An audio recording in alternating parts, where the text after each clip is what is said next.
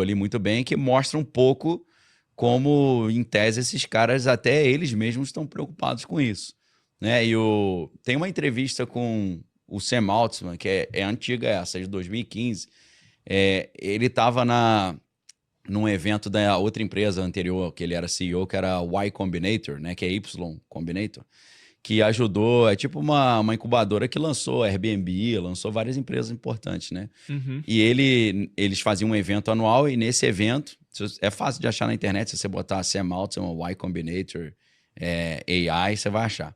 E ele fala assim, nós sabemos que a inteligência artificial vai destruir a humanidade. Só que antes disso, a gente vai construir umas empresas maneiras aí.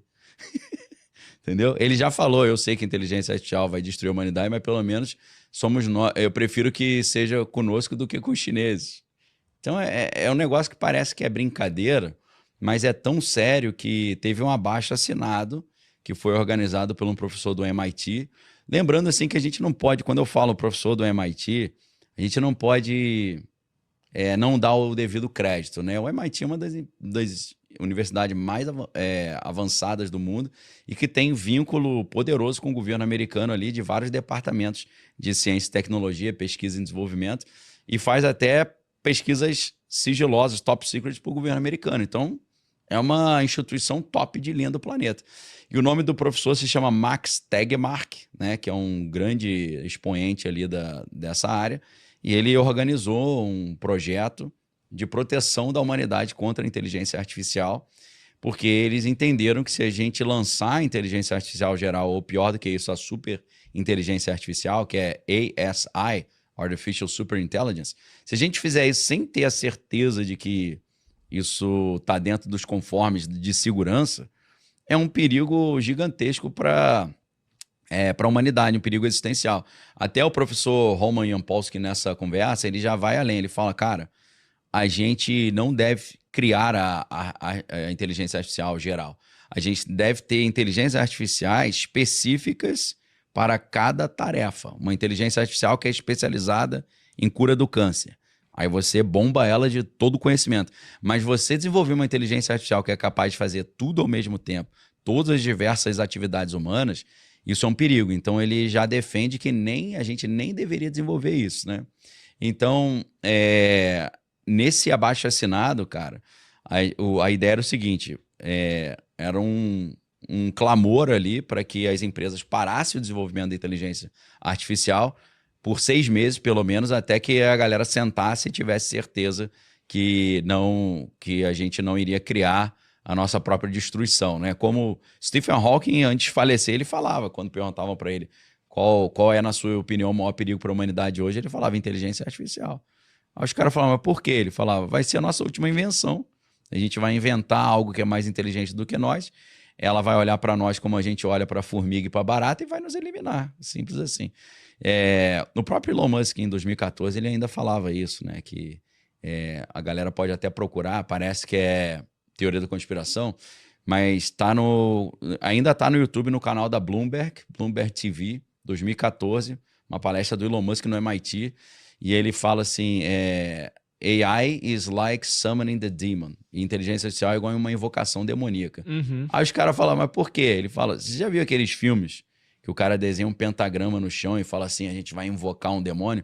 Aí alguém fala, você não acha que é meio perigoso isso não? Que ele vai querer matar a gente? Cara, não, tá tudo sob controle. Aí eles invocam o demônio vem e mata todo mundo. Ele falou, inteligência artificial é a mesma coisa, a gente vai criar, não, tá sob controle e vai matar todo mundo. Ele, inclusive, hoje continua falando que existe 20% de chance da inteligência artificial extinguir a humanidade, né? E aí o cara... Cara, 20% uma chance um pouco alta. O cara fala, pô, até 1% já seria perigoso, né? Que é tipo assim, você resolve um problema, mas tem uma chance dele eliminar 8 bilhões de pessoas. Você fala, cara, a relação custo-benefício não tá muito favorável, não, meio né? ruim, né? É, meio complicado, porque se der errado, meu irmão, você extingue a tua raça, né? Tua civilização inteira. Então ele fala, cara, nas entrevistas, né, ele pergunta, mas você acha que 20% é muito? O cara fala, 1% é muito, cara. Porque se você pensa o benefício que eu tô tendo pro risco, é um negócio desproporcional. Então, assim, cara, às vezes eu chego e falo, o perigo da inteligência artificial. O cara fala, isso aí nos Estados Unidos eles chamam de fear-mongering, né? Você fica, tá querendo botar medo. Não, quem tá querendo botar medo são os cabeças da inteligência artificial. Poxa, eu tô citando, tô reportando aqui, parafraseando os caras e dizendo onde é que tá, falando até o livro. Eu só não vou te falar a página do livro Age of AI, porque eu não lembro. Mas se você pega os padrinhos da inteligência artificial, Geoffrey Hinton e o Yoshua Bengio, os dois estão falando isso. Inclusive o Geoffrey Hinton ele ganhou o Prêmio Nobel de Física pelo desenvolvimento das redes neurais, da inteligência artificial. Ele é considerado um dos 3 padrinhos da inteligência artificial. E no discurso dele no Nobel, ele falou isso. Criei um negócio que vai extinguir a humanidade, mas eu estou avisando antes, melhor parar. Que eu estou tentando aqui me redimir do meu erro, né? Então se você pergunta assim, qual é a sua opinião, Daniel? Eu falo, cara, eu prefiro olhar a opinião dos cabeças dessa empreitada. E muitos dos cabeças estão dizendo que a chance de dar uma zebra é grande. Uhum. E, cara, espero que não, né? Mas... E na sua opinião, tipo assim, cara, se a gente parar pra pensar um ano atrás, o bagulho evoluiu muito. Sim. Tipo assim, muito. O que você acha que vai acontecer nos próximos 2 a 5 anos, cara? Que falando evolução de AI. A verdade é para daqui a 6 meses, né? Porque o Elon Musk deu uma entrevista agora pro Peter Diamandis, que era aquele cara cabeça lá da Universidade da Singularidade, né? Escreveu um livro muito interessante, Abundância, quem quiser depois dar uma olhada, é bom. Nessa entrevista agora, que foi essa semana, o Elon Musk falou o seguinte, eu creio que a inteligência artificial geral vai chegar em 2027. Então a gente está em meado de 2026 agora, né? Então daqui a 6 meses já pode ser que a gente comece a ver uma transformação gigantesca. A gente já tem visto a Meta demitindo milhares de funcionários, né? A Amazon... Eu vi uma notícia disso daí essa semana. Né? Então a gente já... Não foram 500 funcionários, nem 1.000. Os caras estão demitindo 8 mil, 10 eu vi essa parada 16 mil funcionários. Então, assim, é um negócio que eu acho que as pessoas deveriam parar para pensar sobre isso, principalmente quem depende de alguém pagar o teu salário. Se você é um empregado, um funcionário que depende de alguém te pagar, porque vai chegar um momento que o cara que paga o teu salário, ele vai optar por te trocar por uma inteligência artificial. E a gente já tem visto isso acontecer. Então, como no meu trabalho, que eu estou ali de segunda a sexta, meio-dia lá, sempre alertando as pessoas no meu canal, eu tento falar as coisas antes delas acontecerem e ajudar a galera a se preparar. Então, o meu objetivo é olhar tendências e antecipar os eventos para não apenas se preparar, mas também capitalizar em cima disso, né? Você lucrar em cima disso. Então, eu tô olhando o que esses caras estão falando, eu acho que a gente está no momento de dar uma paradinha e começar a montar uma estratégia para pelo menos ter uma sobrevida nisso aí, porque eu não tô afim de ficar dependendo da mesada estatal da renda básica universal, não. Se você quiser, beleza, mas eu não tô afim de jogar esse jogo, não. Então, estou me preparando nisso aí. Elon Musk, nessa entrevista, ele falou que o dinheiro vai ser desnecessário, não vai existir mais. Ele falou que juntar dinheiro para aposentadoria vai ser perda de tempo, que não vai precisar mais, que vai ser renda básica universal. Então, assim, é um mundo totalmente diferente. Não é mais um sistema capitalista, já é uma espécie de tecnocracia. Não tem mais a ideia da escassez, do valor, do preço do dinheiro, relação custo-benefício, né? Sistema de preço e tal. Isso não vai existir mais, para esse mundo que a gente está indo muito rápido, né? Então, acho que é bom a gente começar a entender e se organizar para isso. Que como eu falei, eu não quero ficar dependendo do cara me dar uma esmola, não. Cara, e é bizarro você parar a pensar que há 5 anos atrás a profissão mais concorrida do mercado era programador, Programador, né? já... Programador é aquela história... Existe uma lenda que é mentirosa de que a guilhotina foi criada... Essa parte é verdade, né? Na Revolução Francesa, inventaram a guilhotina para matar o cara de uma forma mais humanística, né? Rápida. E aí, guilhotina vem do nome do cara que teve essa ideia, o nome dele era Guillotin, francês. E aí a galera disse que ele foi guilhotinado. Tipo, ele criou a guilhotina ele mesmo. Parece que é mentira, que o cara que inventou o guilhotin não foi guilhotinado, não. Mas na Bíblia tem uma história interessante, que tem um personagem chamado Amã, no livro de Esther, que ele cria uma forca ali para matar um oponente dele, que é o Mordecai, né? Só que o Amã, ele mesmo que foi enforcado nessa forca que ele criou para o oponente. Então, isso aconteceu com os programadores, né? Que os caras criaram uma forca que os enforcou logo na primeira leva, né? Então, é uma história meio tragicômica, né? É trágica, mas é meio engraçada, né? Tô desenvolvendo uma ferramenta maravilhosa aqui que vai nos ajudar muito. Vai nada, meu irmão. Já limou você, já aí. Então é um negócio meio triste e engraçado ao mesmo tempo, né? Mas você acha que aqui a nossa roteirista até puxou o problema da energia, né? O consumo de energia na IA. Sim. Mas você acha que a gente aguenta até chegar nesse super...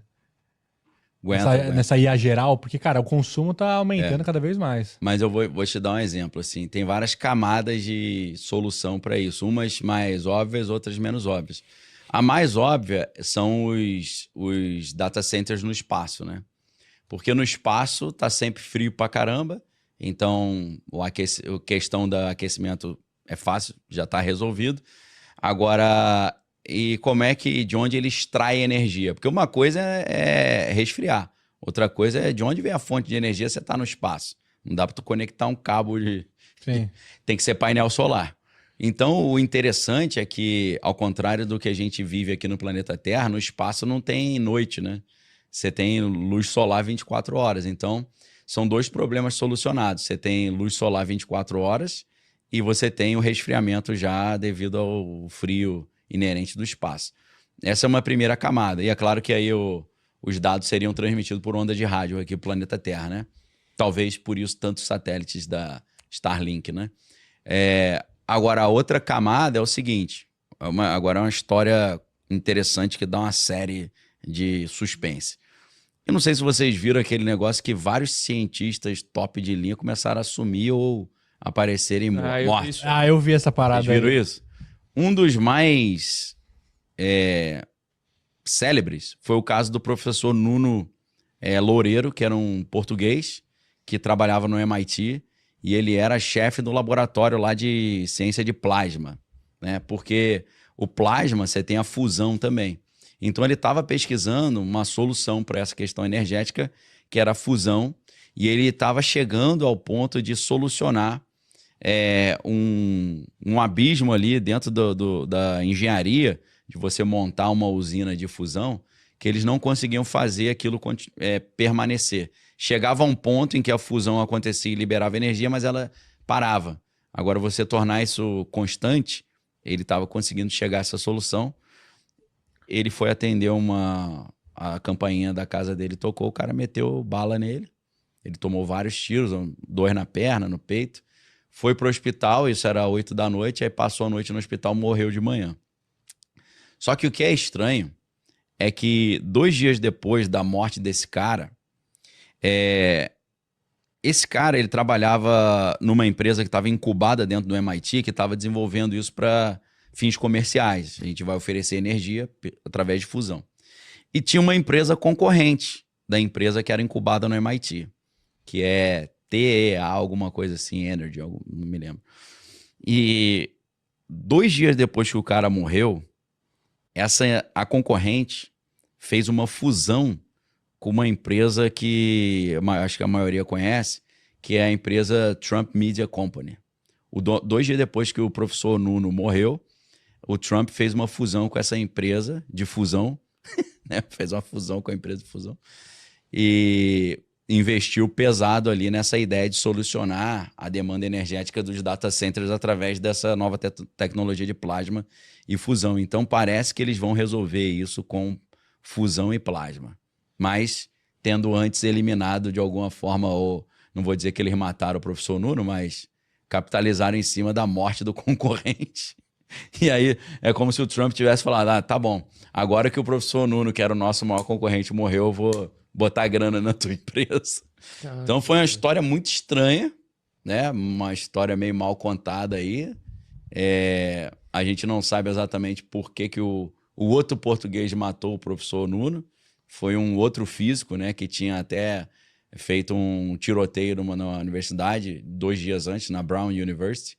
E ele, em tese, ele tirou a sua própria vida depois. Então a gente não sabe, apesar dele ele gravou alguns vídeos antes de tirar a vida, num galpão que ele tinha alugado lá, mas a gente não teve acesso a esses vídeos e ele não, segundo o que a mídia diz, ele não explicou o motivo dele ter matado o professor Nuno, né? Mas como era um cara que estava trabalhando em algo extremamente estratégico para a humanidade inteira e que geraria trilhões de dólares de recurso, parece que acho que não foi só uma inimizadezinha de dois portugueses, não. Acho que tem mais coisa. Então, eu contei essa história toda para dizer que é possível que daqui a algum tempo eles anunciem, descobrimos agora a questão do plasma e da fusão, isso vai resolver tudo e tal. Mas quem assistiu a série Fallout que vem do jogo videogame, é muito interessante porque tá tendo uma disputa por energia e aí tá quase tendo uma terceira guerra mundial e tem uma empresa que vende bunkers, né, que é a Vault, não sei o que é lá, Company. E essa empresa, ela tá com as ações lá em cima porque o risco de ter uma terceira guerra mundial tá muito alto. Só que aí alguém descobre a fusão, como usar a fusão para distribuir energia para o mundo. Se essa empresa, isso eu estou falando o roteiro da série, tá? A gente não está no mundo real, estamos na ficção. Se essa empresa solucionasse esse problema, ia acabar o perigo da terceira guerra. Só que o cara queria vender os bunkers, né? Então o que eles fizeram? Eles compraram essas patentes, essas empresas, e os cientistas que não quiseram vender as patentes, eles mataram.